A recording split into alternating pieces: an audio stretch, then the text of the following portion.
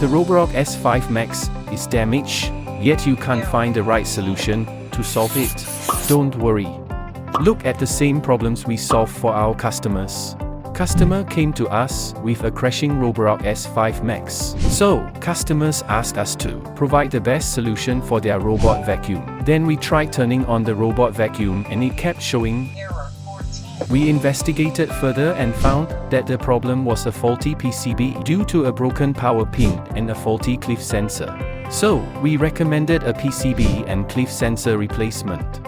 When our customers agree to the solution, we start service and repair. But we don't stop there.